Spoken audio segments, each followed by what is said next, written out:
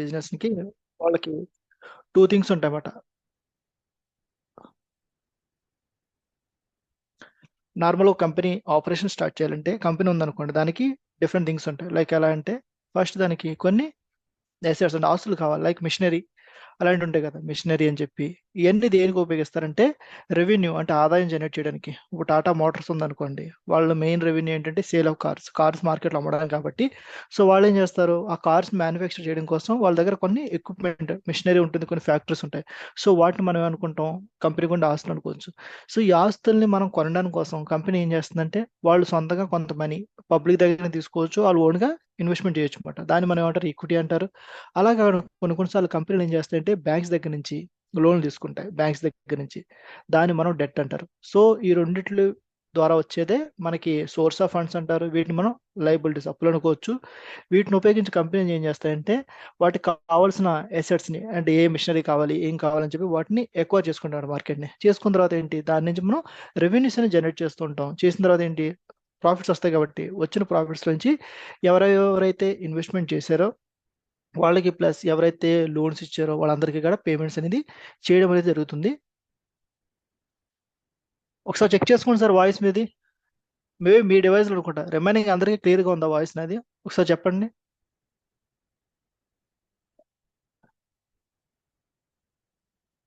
Remaining వాళ్ళు చెప్పండి ఒకసారి. రిమైనింగ్ వాళ్ళు అందరూ క్లియర్గా ఉందా వాయిస్? మీ సైడ్ ఒకసారి చెక్ చేసుకోండి. చూడండి ఇక్కడ ఏం చెప్తున్నారు. సో ఈ విధంగా కంపెనీ ఏం చేస్తుందంటే తన యొక్క మనీని యూస్ చేసుకుని ఇలా ఇచ్చేసుకుంటుంది అనమాట. Clear, okay okay. Okay sir. చూడండి, మనీ అనేది యూజ్ చేసుకుంటారు, ఈ విధంగా చేస్తూ ఉంటారు. సో ఆల్రెడీ మనం ఈక్విటీ షేర్ గురించి మాట్లాడుకున్నాం. సింపుల్గా చెప్పాలంటే కంపెనీలో ఉండే ఓనర్స్ అనుకోవచ్చు ఈక్విటీ షేర్స్ని. రెండు ఆప్షన్స్ చూడండి. ఇక్కడ ఏం చెప్తారంటే డెట్ అంటే కంపెనీ లోన్ రూపంలో మనీ తీసుకుంటుంది. సో మనం లోన్ రూపంలో బ్యాంక్ దగ్గర నుంచి మనీ తీసుకున్నాం అనుకోండి, ఏం చేస్తాం, ఎవరి మంత్ కూడా ఈఎంఐస్ పే చేస్తూ ఉంటాం. అండ్ కొన్నిసార్లు మనం ఇయర్లీ తీసుకున్నాం అనుకోండి, ఎవ్రీ ఇయర్ కూడా ఇంట్రెస్ట్ అనేది పే చేస్తూ ఉంటాం. సేమ్ అలాగే కాన్సెప్ట్ అయితే ఉంటుంది. ఇక్కడ చూడండి ఏం చెప్తున్నారు definition. Represents loan given by the investor to the company or government. So ఇక్కడ మనకి టూ వేస్లో ఉంటుంది. ఈ లోన్స్ అనేది మనం గవర్నమెంట్కి ఇస్తాం కొన్నిసార్లు మనం కంపెనీలకు కూడా ఇస్తూ ఉంటాం అన్నమాట. చూడండి అదే చెప్తున్నారు, represents the loan given by the investor. Like ఎలా అంటే ఇక్కడ పబ్లిక్ ఉంటారు, ఇదంతా పబ్లిక్ మాట. ఇక్కడ కంపెనీస్ ఉంటాయి. సో వీళ్ళకి ఏంటంటే మనీ రిక్వైర్మెంట్ ఉంది. సో వీళ్ళ దగ్గర ఎక్సెస్ మనీ అంటే మీరు ఎవ్రీ మంత్ మీరు మనీ అరేంజ్ చేస్తున్నారు కాబట్టి మీ దగ్గర కొన్ని సేవింగ్స్ అయితే ఉన్నాయన్నమాట. ఇప్పుడు మీరేమనుకుంటున్నారు, ఈ మనీ నేను ఎక్కడ ఇన్వెస్ట్మెంట్ చేద్దామంటే కంపెనీ వాళ్ళు మాకు లోన్ కావాలంటే మీరు ఆ కంపెనీ చూసి ఇప్పుడు టీసీఎస్, రిలయన్స్ అడిగారు అనుకోండి, మనం అనుకుంటాం అవి ట్రస్టెడ్ కంపెనీస్ కాబట్టి yes I'm willing to give to you అని చెప్పి మనం రెడీగా ఉంటాం అన్నమాట. సో మనీ ఇస్తాం, వీళ్ళు ఏం చేస్తారు, దీనికి మనకి ఇంట్రెస్ట్ అని పే చేస్తుంటారు. సో ఇదైతే అందరికీ నార్మల్ తెలిసిందే. కానీ కొన్నిసార్లు మనకి గవర్నమెంట్ ఆఫ్ ఇండియా మనకి బాండ్స్ ఇష్యూ చేసి మన దగ్గర నుంచి మనీ తీసుకుంటుంది.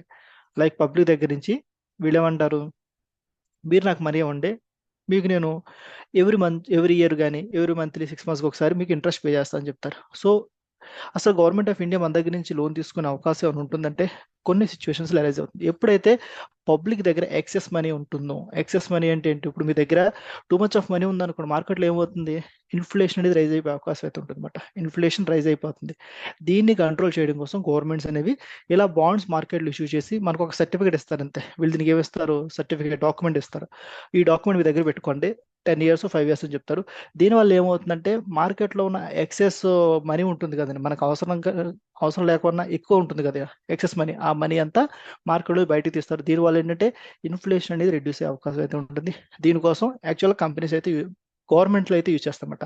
కంపెనీస్ నార్మల్గా వాళ్ళ రిక్వైర్మెంట్ కోసం తీసుకుంటామట. సో ఇక్కడ ఏం జరుగుతుంది, ఫిక్స్డ్ ఇంట్రెస్ట్ అనేది పే చేస్తారన్నమాట. ఫిక్స్డ్ ఇంట్రెస్ట్ అంటే ఇట్ మేబీ 8% అనుకోవచ్చు, 9%, 10%, depends on the company and maturity period బట్టి మనకి ఇంట్రెస్ట్ అనేది మారుతూ ఉంటాయి. ఇక్కడ మీరు చూస్తే లెస్ రిస్కీ దెన్ ఈక్విటీ అంటారు, but usually gives lower return. So ఇది చాలా చాలా ఇంపార్టెంట్ పాయింట్ అనమాట. ఎందుకంటే మోస్ట్లీ మనకి మీరు తీసుకెళ్ళి మీ యొక్క మనీ డెట్ సెక్యూరిటీస్లో కానీ ఎక్కడైనా ఇన్వెస్ట్మెంట్ చేసినప్పుడు మనకి ఏదైతే రిటర్న్స్ వస్తున్నాయో ఆ రిటర్న్స్ అనేవి ఇన్ఫ్లేషన్ కూడా తక్కువ ఉండే అవకాశం అయితే ఉంటుంది. మన ఇండియాలో నార్మల్గా ఇన్ఫ్లేషన్ ఎంత ఉంటుందంటే యాజ్ పర్ గవర్నమెంట్ క్లెయిమింగ్, ఒకసారి వెయిట్ చేయండి. చూడండి, గవర్నమెంట్ క్లెయిమ్ చేసిన ఇన్ఫ్లేషన్ అనేది ఎంత ఉంటుందంటే నార్మల్గా మనకి 4 to 6% అని చెప్తారన్నమాట. Government claiming. బట్ ఇది రియాలిటీలో ఉంటుందంటే లేదు. రియాలిటీలో మనం +2% యాడ్ చేసుకోవాల్సింది మినిమం. సో మనం చెప్తే ఆల్మోస్ట్ 6 to 8% ఉంటుందన్నమాట. సో మీరు చూస్తే మార్కెట్లో చాలా డెట్ సెక్యూరిటీస్కి ఎంత ఉంటుందంటే ఆల్మోస్ట్ 6 ఉంటుంది, 7 ఉంటుంది, అలాగే ఉంటాయి. సో ఇక్కడ మీరు చూస్తే నాకుండే ఇన్ఫ్లేషన్ కూడా నేను మార్కెట్లో బీట్ చేసే అవకాశం అయితే ఉండదు. సో అందుకోసం ఎప్పుడు కూడా టూ మచ్ ఆఫ్ మనీ అనేది మనం ఎప్పుడు ఈ డెట్ సెక్యూరిటీస్లో ఇన్వెస్ట్మెంట్ అనేది చేయొద్దని చెప్తారు. ఎందుకంటే మీరు ఎక్కువగా ఇందులో చేశారనుకోండి, దీనివల్ల మీకు మనీ అనేది లాస్ అయ్యే అవకాశం అయితే ఉంటుంది. ఎందుకంటే ఇన్ఫ్లేషన్ ఎక్కువ పెరిగిపోతుంది, నాకు వచ్చే రిటర్న్స్ తక్కువ ఉంటాయి అన్నమాట. అండ్ ఇక్కడ ఉండే బెస్ట్ ఎగ్జాంపుల్స్ చూడండి, గవర్నమెంట్ బాండ్స్ ఉంటాయి అండ్ కార్పొరేట్ బాండ్స్ అంటారు, కార్పొరేట్ డిబెంచర్స్ అంటారు. రీసెంట్గా డిబెంచర్స్ అని చాలా తక్కువ కంపెనీస్ అయితే మార్కెట్లో ఇష్యూ చేస్తాయన్నమాట. సో ఇప్పుడు మీ అందరికీ ఒక డౌట్ వస్తుంది, అసలు ఈ కంపెనీస్ ఎందుకని చెప్పి ఈ యొక్క డెట్ సెక్యూరిటీస్ని ఇష్యూ చేయడానికి ఇంట్రెస్ట్ చూపిస్తాయి అంటే, చాలా మంది ఏంటంటే సింపుల్గా ఇప్పుడు నేను ఉన్నాను అనుకోండి, ఒక కంపెనీ ఉంది. సో ఇక్కడ నాకు ఉండే ఆప్షన్స్ ఏంటి, 2 ఆప్షన్స్ ఉన్నాయన్నమాట. ఫస్ట్ది డైరెక్ట్గా వెళ్ళి ఈక్విటీ షేర్ రూపంలో, అంటే ఇప్పుడు పబ్లిక్ ఈక్విటీ షేర్ ఇచ్చానుకోండి ఏమవుతుంది, ఇది చాలా చాలా ఇంపార్టెంట్ అని గుర్తుపెట్టుకోండి. పబ్లిక్ ఈక్విటీ షేర్ ఇస్తే ఏమవుతుంది, నాకు ప్రాఫిట్స్ ఉంటే ఐ కెన్ గివ్ డివిడెండ్స్ అంతే. ఇక్కడ నాకు ఏ కండిషన్ లేదు, కంపల్సరీ నువ్వు ఇవ్వాలి అని కండిషన్ అయితే ఎవరు కూడా పెట్టరు. ఇక్కడ నాకు నచ్చితే నేను ఇస్తా, ఈ ప్రాఫిట్స్ వచ్చినంత మాత్రం నేను కంపల్సరీ నీకు డివిడెండ్ ఇవ్వాలంటే అది ఎక్కడ యాజ్ పర్ లాస్ అయితే లేవన్నమాట. కంపెనీ కనుక ఇవ్వాలి అనుకుంటే ఫీల్ అయితే వాళ్ళు ఇవ్వడానికి అయితే ఛాన్స్ ఉంది. సో ఇక్కడ కంపెనీకి ఏముంది, ఈక్విటీ షేర్స్లో నాకు ఒక చాయిస్ అయితే ఉంది, can I give it or can I keep it with me అని చెప్పి. But in case of debentures or డెట్లో అనుకోండి ఏమవుతుంది, పబ్లిక్ ఉంటారు, వీళ్ళకి నేను కంపల్సరీగా ఏం చేయాలి, ఎవ్రీ ఇయర్ కూడా ఇంట్రెస్ట్ అనేది పే చేయాలి. సో ఇక్కడ మీరు చూస్తే మనకు 2 సిచ్యువేషన్స్ ఉన్నాయి. ఈ రెండిట్లో మీరు ఆలోచిస్తే ఏది బెస్ట్ అనిపిస్తుంది? ఒక సిచ్యువేషన్లోనేమో కంపెనీకి నచ్చితే వాళ్ళు పే చేస్తారు, ఇంకొక సిచ్యువేషన్లోనేమో కంపెనీకి నచ్చకపోయినా వాళ్ళు కంపల్సరీ పే చేయాల్సిందే. సో ఇక్కడ మనం అందరం ఏమనుకుంటాం, ఆప్షన్ 1 బెటర్ కదా, ఆప్షన్ 1 కంపెనీస్ అనేది ఎక్కువ చూస్ చేసుకుంటాయి అని చెప్పి మనం ఆలోచిస్తాం. కానీ ఇక్కడ ఒక చిన్న ఇష్యూ అయితే ఉందన్నమాట. ఇక్కడ చూడండి, ఈ ఆప్షన్ చూస్ చేసుకున్నారు అనుకోండి, మనం ఏది పే చేయాల్సిన ₹100 ప్రాఫిట్ వస్తే కంపెనీ ₹100 పెట్టుకోవాలి. కానీ ఇక్కడ ₹100 ప్రాఫిట్ వచ్చింది అనుకోండి, ₹100 నుంచి లెట్స్ ఎగ్జాంపుల్ ఒక ₹10 ఇంట్రెస్ట్ కాస్ట్ ఉంది అనుకోండి, ఆ ఇంట్రెస్ట్ కాస్ట్ పే చేయాలి. సో ఇప్పుడు చూద్దాం దీనికి ఉన్న బ్యాక్ ఎండ్ హిస్టరీ ఏంటి, ఎందుకని కంపెనీ దీన్ని యూజ్ చేస్తాయని. చూడండి ఇక్కడ ఏం జరుగుతుంది, నార్మల్గా మీరు ఏదైనా కంపెనీ చూస్తున్నారు అనుకోండి, చూడండి మనం నార్మల్గా నిన్న మీకు క్లాస్లో ఒకటి చెప్పాను అనమాట, ఇన్కమ్ స్టేట్మెంట్ ఫార్మేట్ అని చెప్పి. సో ఫస్ట్ ఏం చేస్తారు, ప్రతి కంపెనీ కూడా ఇన్కమ్ స్టేట్మెంట్ అనేది ఉంటుంది. సో ఇక్కడ మీరు చూస్తే ఫస్ట్ ఏం రాస్తారు, రెవెన్యూస్ అంటే వచ్చిన ఆదాయాలు ఏంటి, దాని తర్వాత కాస్ట్ ఆఫ్ గూడ్స్ అంటే ఆ ఆదాయాలు రావడం కోసం నేను ఎంత అమౌంట్ ఖర్చు పెడుతున్నాను. సో దీని తర్వాత నాకు వచ్చేది గ్రాస్ ప్రాఫిట్, దీని తర్వాత ఆపరేటింగ్ ఎక్స్పెన్సెస్. సో ఇక్కడ మనకి చాలా రకాల డిప్రిసియేషన్ అంటారు, తర్వాత శాలరీస్ అంటారు, రెంటల్స్, డిఫరెంట్ థింగ్స్ ఉంటాయి. అన్నీ అయిపోయిన తర్వాత ఇక్కడ మనకు వచ్చేది ఏంటంటే earnings before interest and tax, దీన్ని మనం నెట్ ఆపరేటింగ్ ఇన్కమ్ అన్నారన్నమాట. సో తర్వాత కంపెనీ కనుక బాండ్స్ ఉన్నాయనుకోండి, వాళ్ళు మళ్ళీ ఇంట్రెస్ట్ పే చేస్తారు. దాని తర్వాత మనకి ఎర్నింగ్స్ బిఫోర్ ట్యాక్స్ అంటారు, దీని తర్వాత ఇక్కడ ట్యాక్స్ పే చేస్తారు కంపెనీ వాళ్ళు. దాని తర్వాత మనకు లాస్ట్లో ఉండేది ఎర్నింగ్స్ ఆఫ్టర్ ట్యాక్స్. సో ఈ ఎర్నింగ్స్ ఆఫ్టర్ ట్యాక్స్ నుంచి మనం ఏం చేస్తాం, కంపెనీలో ఉన్న షేర్ హోల్డర్స్కి అంటే ఎవరైతే ఓనర్స్ ఉన్నారో వాళ్ళకి మనీ అనేది డివిడెండ్ రూపంలో ఇస్తామన్నమాట, in the form of dividends. So ఇది నార్మల్ ప్రాసెస్. ఇప్పుడు ఈ సిచ్యువేషన్ చూద్దాం, ఒకసారి వెయిట్ చేయండి, చాట్ బాక్స్లో ఎవరో మెసేజ్లు పెడుతున్నారు, అవి చెక్ చేస్తూ ఉంటాను మధ్య మధ్యలో.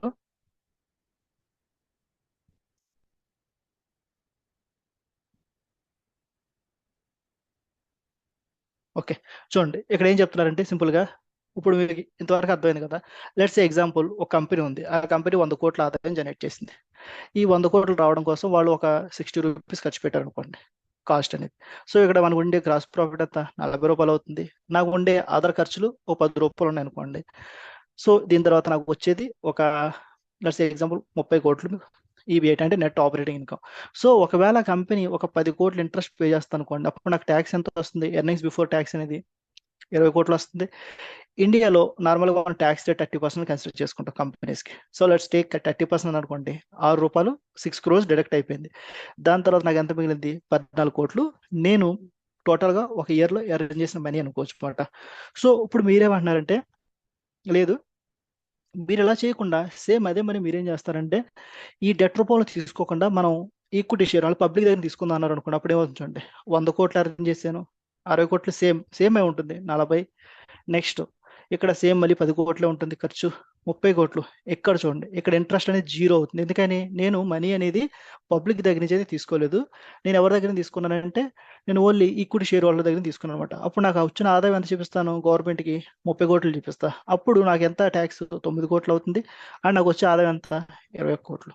సో ఇక్కడ మీరు చూస్తే ఏమవుతుందంటే, మనకి ట్యాక్స్ అనేది పెరిగిపోయే అవకాశం అయితే ఉంటుంది అనమాట. చూడండి ఇక్కడ ట్యాక్స్, ఒకవేళ ఇంట్రెస్ట్ కాస్ట్ తీసుకోలేదు అనుకోండి, అప్పుడు నేను 21 కోట్ల మీద నేను మళ్ళీ పబ్లిక్కి మనీ పే చేస్తూ ఉంటాను. సో అందుకోసం మోస్ట్ ఆఫ్ ద కంపెనీస్ ఏంటంటే ఈ ట్యాక్స్ బెనిఫిట్ కోసం ఈ ఇంట్రెస్ట్ అనేది మెయింటైన్ చేస్తూ ఉంటారన్నమాట. సో మీరు మామూలుగా చూస్తే రిలయన్స్కి కంపెనీ ఉంటుంది, రిలయన్స్ దగ్గర హ్యూజ్ క్యాష్ ఉంటుంది, స్టిల్ వాళ్ళు కొంత ఏమంటారు లోన్స్ అయితే మెయింటైన్ చేస్తారు. ఎందుకోసం అంటే వాళ్ళు కొంత బెనిఫిట్ అనేది క్లెయిమ్ చేసుకోవడం కోసం. సో ఇదైతే గుర్తుపెట్టుకోండి. ఎందుకని most of the companies debt అనేది ఇష్యూ చేస్తాయంటే to get the benefit of interest cost అని చెప్పి.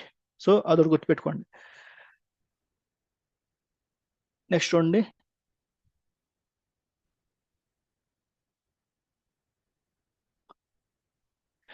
నిన్న ఐ థింక్ ఇది ఎక్స్ప్లెయిన్ చేసినటువంటి డెరివేటివ్స్ గురించి నిన్న ఈరోజు ఆల్మోస్ట్ అయిపోయినట్టుంది.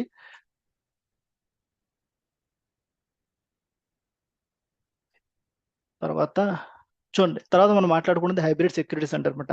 సింపుల్ గా చెప్పాలంటే ఇట్స్ కాంబినేషన్ ఆఫ్ 2 ప్రొడక్ట్లు. ఒకటి ఈక్విటీ షేర్ ఉంటుంది, ఇంకోటి డెట్ అయితే ఉంటుంది అనమాట. సో దీన్ని మార్కెట్లో ఎలా ఉంటాయంటే మనకి కన్వర్టబుల్ డిబెంచర్స్ అంటారు. సో మీరు రీసెంట్ గా అయితే ఏ కంపెనీలో ఉండో convertible debentures, convertible debentures. So ఇక్కడ ఏం చెప్తారంటే, చూడండి మీరు ఈ రోజు కంపెనీ ఏమంటుంది, ఈ రోజు మీకు నాకు మనీ అవసరం ఉన్నాయి, ఒక 100 కోట్లు కావాలి, నాకు మీరు 100 కోట్లు ఇవ్వండి ఈ రోజు అంటే ఏంటి? పబ్లిక్ దగ్గర నుంచి మనీ తీసుకుంటున్నారు వీళ్ళు. సో వీడేమంటారు, నేను నెక్స్ట్ 20 ఇయర్స్ తర్వాత మీకు మనీ రిఫండ్ చేసేస్తా, ఏదైతే 100 కోట్లు నాకు ఇచ్చారో 20 ఇయర్స్ తర్వాత మీకు మనీ మొత్తం ఇచ్చేస్తా అని చెప్పారు. సో ఈ 20 ఇయర్స్ అంటే ఇయర్ 1, ఇయర్ 2, 3, 4 అలా ప్రతి ఇయర్ కూడా ఏం చేస్తారు, ఇంట్రెస్ట్ అనేది పే చేస్తూ ఉంటారు అనమాట, ఎవరైతే పబ్లిక్ ఇచ్చారో వాళ్ళకి. సో ఇక్కడ అంతా బాగానే ఉండదు, ప్రాబ్లం ఏమి ఉండదు. కాకపోతే కంపెనీ ఏం ఆలోచిస్తుందంటే, అంతా బాగానే ఉంది, ఇయర్ 1లో బాగుంది, 2, 3, 4, 5 అండ్ ఇయర్ 20కి వచ్చినప్పటికీ నాకు ఒకటేసారి 100 కోట్లు కావాలి. ఎందుకని? నేను ఇయర్ 1లో 100 కోట్లు తీసుకున్నాను కదా, ఈ 100 కోట్లని ఇయర్ 20లో ఒకటేసారి పబ్లిక్ అయితే ఇవ్వాలి నేను. సో కంపెనీ వాళ్ళు ఎలా ఆలోచిస్తారంటే, ఒకవేళ నేను క్యాష్ రిచ్ అయ్యి 20 సంవత్సరాల్లో బాగా పెరిగితే ప్రాబ్లం లేదు, బట్ ఈవెన్ పెరిగినా కానీ నాకు 20 ఇయర్స్ తర్వాత ఏదన్నా మంచి ప్రాజెక్ట్ వచ్చి నేను అందులో ఇన్వెస్ట్మెంట్ చేయాలంటే నాకు ఈ 100 కోట్లు పబ్లిక్ ఇవ్వాల్సిన ఒక ఆబ్లిగేషన్ ఉంటుంది. కాబట్టి దానివల్ల నేను ఆ ప్రాజెక్ట్ను లాస్ అయ్యే అవకాశం అయితే ఉంటుందని చెప్పి వీళ్ళు ఒక చిన్న కండిషన్ పెడతారు అనమాట. ఈ డిబెంచర్ ఇష్యూ చేసినప్పుడు ఏమంటారంటే, చూడండి నేను మీకు ఒక ఆప్షన్ అయితే ఇస్తాను అనమాట. అదేంటంటే, మీరు ఈరోజు నా దగ్గర నుంచి డెట్ రూపంలో డిబెంచర్స్ కొనుక్కోండి, ప్రాబ్లం లేదు. బట్ 20 ఇయర్స్ అయిన తర్వాత మీకు ఒక ఆప్షన్ ఏంటంటే కన్వర్షన్. కన్వర్షన్ అంటారు అంటే ఏంటి? ఇప్పుడు నా కంపెనీ 20 ఇయర్స్ తర్వాత ఎలా ఉంటుందో ఎవరికి తెలియదు, బాగా పెరిగింది అనుకోండి. ఇప్పుడు నేను ఏమంటానంటే, మీకు ఒక డిబెంచర్ ఉంటే నా కంపెనీలో ఒక 5 షేర్లు మీరు తీసుకోండి అంటే, నేను డబ్బులు ఇవ్వట్లా, సింపుల్గా నేను ఏమంటున్నానంటే నా దగ్గర ఉన్న లోన్ని ఈక్విటీ అంటే మీరు ఓనర్ కింద కన్వర్ట్ అయిపోతుంది. సో దాన్నే మనం అనుకోవచ్చు అంటే కన్వర్టబుల్ హైబ్రిడ్ సెక్యూరిటీస్ అనుకోవచ్చు. ఇందులో బెస్ట్ ఆప్షన్ కన్వర్టబుల్ డిబెంచర్స్ అనమాట. మార్కెట్లో రైట్ నా వివే ఉన్నాయి, నార్మల్గా ప్రిఫరెన్స్ షేర్స్ కూడా ఉన్నాయన్నమాట. కన్వర్టబుల్ ప్రిఫరెన్స్ షేర్స్ అని చెప్పి రైట్ నా కాన్సెప్ట్ అది ఎక్కడా లేదు, డిబెంచర్స్ ఉన్నాయి కాబట్టి దీని గురించి మాట్లాడుకున్నాం. చూడండి ఇక్కడ ఏం జరుగుతుందంటే, can get fixed return like ఎలా డెట్కి వచ్చే రిటర్న్ అయితే వస్తుంది, and also potential to convert ఇంట్ ఈక్విటీ. సో మనం ఆల్రెడీ మాట్లాడుకున్నాం, ఇయర్ 1, 2, 3, 4 టిల్ 20 ఇయర్స్ వరకు నాకు ఏమొస్తుంది, ఇంట్రెస్ట్ అనేది వస్తుంది లైక్ డెట్ రూపంలో. తర్వాత ఆటోమేటిక్గా కొన్ని 20 ఇయర్ తర్వాత కన్వర్ట్ ఇంటూ ఈక్విటీ బయట కంపెనీ ఓనర్ అయిపోతారు అనమాట. సో రైట్ నా మనకి ఏమున్నాయండి ఎగ్జాంపుల్స్, కన్వర్టబుల్ డిబెంచర్స్ ఉన్నాయి. ఈ ప్రిఫరెన్షియల్ షేర్స్ అనేది ఈ కాన్సెప్టే రైట్ నా మార్కెట్లో ఎక్కడక్కడ లేదు. సో మీరు డిబెంచర్స్ గురించి అయితే గుర్తుపెట్టుకోండి. సో మోస్ట్లీ అన్ని కంపెనీస్కి అయితే ఉంటాయన్నమాట. మనం ఈ ఇన్ఫర్మేషన్ మనం ఓన్లీ బుక్స్లోనే ఉంటుందా, కంపెనీ వెబ్సైట్లో చెక్ చేసుకోవచ్చు అంటే, మనకి కంపెనీ యాన్యువల్ రిపోర్ట్స్ అని ఉంటాయన్నమాట. మీరు అక్కడికి వెళ్తే ఏ కంపెనీకి ఏమేమి ఉన్నాయని చెప్పి మనం క్లియర్గా చెక్ చేసుకునే అవకాశం అయితే ఉంటుందన్నమాట.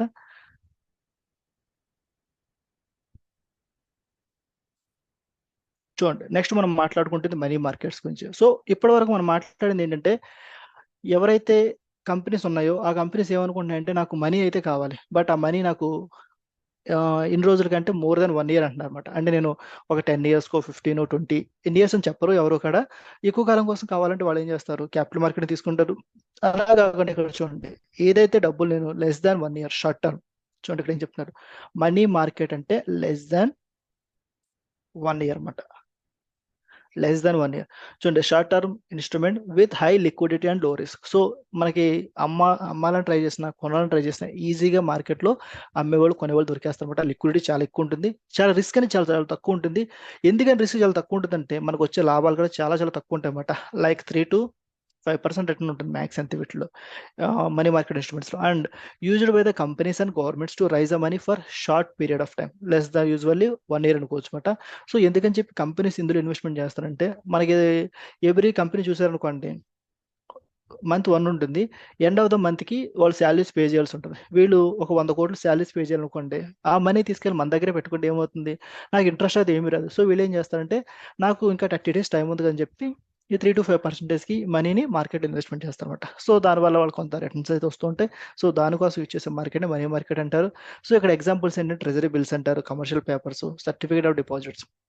మోస్ట్లీ మనీ మార్కెట్స్ని ఎవరు యూజ్ చేస్తారంటే ఎక్కువగా పెద్ద పెద్ద కంపెనీసే యూజ్ చేస్తాం. మనలాంటి వాళ్ళు అనేవాళ్ళు, ఇండివిజువల్స్ లైక్ పబ్లిక్, చాలా చాలా తక్కువ పార్టిసిపేషన్ అయితే ఉంటుందన్నమాట. ఎందుకంటే ఇక్కడ ఉండే ప్రతి ఒక్క ఫైనాన్షియల్ ఇన్స్ట్రుమెంట్ ఉంది కదా, ఇవన్నీ కూడా కొన్ని క్రోర్స్లో డీలింగ్ ఉంటుందన్నమాట. సో అందుకోసం మనలాంటి వాళ్ళు పార్టిసిపేషన్ చాలా తక్కువ అయితే ఉంటుంది.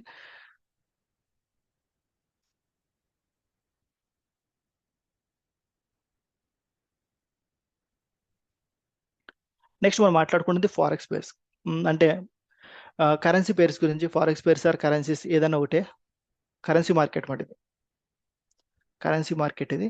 సో ఇక్కడ మీరు చూస్తే మనకి ఇక్కడ ఏం జరుగుతుందంటే, ఇన్ ఫారెక్స్ ట్రేడింగ్ మనం ఎలా ట్రేడ్ చేస్తామంటే, 2 కరెన్సీస్ టుగెదర్ అనమాట. అంటే ఏంటి, ఈరోజు మన దగ్గర 2 కరెన్సీలు ఉంటాయి ఆల్ ఓవర్ ద వరల్డ్లో.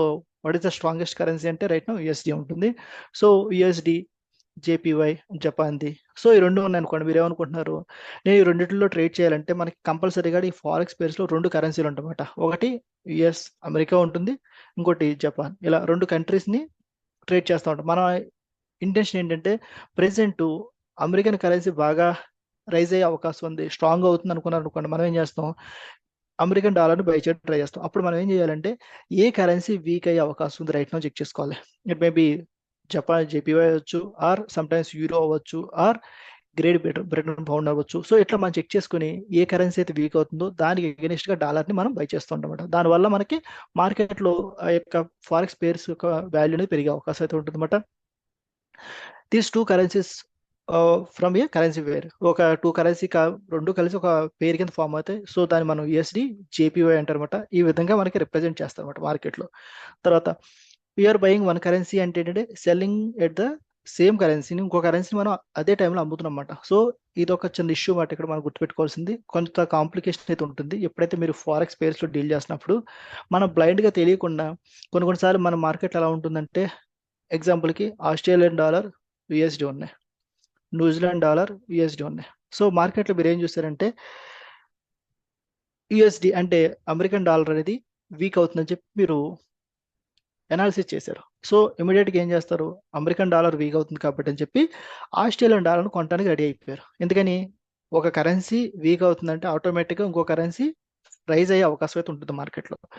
బట్ మనం global political and different other parameters check చేయకుండా డైరెక్ట్గా ఆస్ట్రేలియన్ డాలర్ని మనం బై చేయడానికి వెళ్ళిపోయాం అనుకోండి, ఇమీడియట్గా ఏమవుతుందంటే, సడన్గా ఆస్ట్రేలియాలో ఏదన్నా సెటన్ న్యూస్ ఈవెంట్ సంథింగ్ ఏదో జరిగి ఇది కూడా వీక్ అవడం స్టార్ట్ అయింది అనుకోండి, అప్పుడు ఏమవుతుంది, ఆ పేరు అనేది ఎటు కూడా మూవ్ అవుతుంది. సో అప్పుడు మనం నష్టపోయే లాస్ అయ్యే అవకాశం ఉంది. అందుకోసం ఇప్పుడు కూడా మనం చాలా చాలా కేర్ఫుల్గా ఉండాలన్నమాట. మీరు ఒక పేరుని బై చేయడం, సెల్ చేయడం ట్రై చేసినప్పుడు మీరు దాని గురించి అర్థం చేసుకోవాలి, అసలు ఏ పేరుకి పాజిటివ్ స్ట్రెంత్ ఉంది, ఏ పేరుకి నెగిటివ్ ఉంది, దాన్ని బేస్ చేసుకునే మీరు డెసిషన్ తీసుకోవాలి.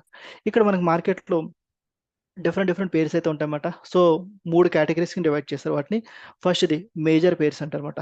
సో వీటిని సింపుల్గా ఏమనుకోవచ్చు అంటే, మోస్ట్ ట్రేడెడ్ కరెన్సీ పేర్స్ అని గుర్తుపెట్టుకోండి. అండ్ ఇంకొక సింపుల్ మీరు గుర్తుపెట్టుకోవాల్సిన పాయింట్ అంటే, ఆల్వేస్ ఇంక్లూడ్స్ యుఎస్డి. సో ఏదైనా ఒక పేరు అనేది యుఎస్డితో ఇంక్లూడ్ అయి ఉంటే అది మేజర్ పేరు అనేది ఈజీగా మీ యొక్క ఇండికేషన్ అనమాట. అలా కాకుండా కొన్ని మైనర్ పేర్స్ అని ఉంటాయి అన్నమాట. సో సింపుల్గా దీన్ని ఎలా మీరు గుర్తుపెట్టుకోవచ్చు అంటే, క్రాస్ పేర్స్ అంటారు. లైక్ ఎలా అంటే యుఎస్డితో ఇంక్లూడ్ లేకుండా ఉంటాయి అన్నమాట. దీని గురించి ఎగ్జాంపుల్ చెప్తాను తర్వాత. తర్వాత ఎక్సాటిక్ పేర్స్ అంటారు. అంటే ఏంటి, ఒకటి మేజర్ కరెన్సీ ఉంటుంది, వన్ ఎమర్జింగ్ కరెన్సీ. అంటే ఏంటి, రీసెంట్గా ఒక కంట్రీ అనేది డెవలప్ అవుతుంటాయన్నమాట. లైక్ మోస్ట్లీ ఈ పేర్స్ ఎక్కడ ఉంటాయని మనకి south Africa, south Africa continent countries ఉంటాయన్నమాట, అవన్నీ కూడా ఇందులో వస్తాయన్నమాట. సో ఎమర్జింగ్ కంట్రీస్ కాబట్టి, సో అన్ని కూడా దేంతో కోట్ అవుతాయంటే యూఎస్ డాలర్తో మ్యాక్సిమం కోట్ అవుతూ ఉంటాయన్నమాట. సో ఇక్కడ ఎలా ఉంటుందంటే చూడండి, ఈ ఫారెక్స్ పేర్స్. సో మేజర్స్ అంటే ఎలా ఉంటాయంటే, మోస్ట్లీ ఆల్ ఓవర్ ద వరల్డ్లో మేజర్ అంటే ఫస్ట్ది యుఎస్డి జేపీవై ఉంటుంది, రెండోది యూరో యుఎస్డి ఉంటుంది, మూడోది GBP great Britain pound USD ఉంటుంది, నాలుగోది యుఎస్డి క్యాడ్, ఐదు ఆస్ట్రేలియన్ డాలర్ యుఎస్డి,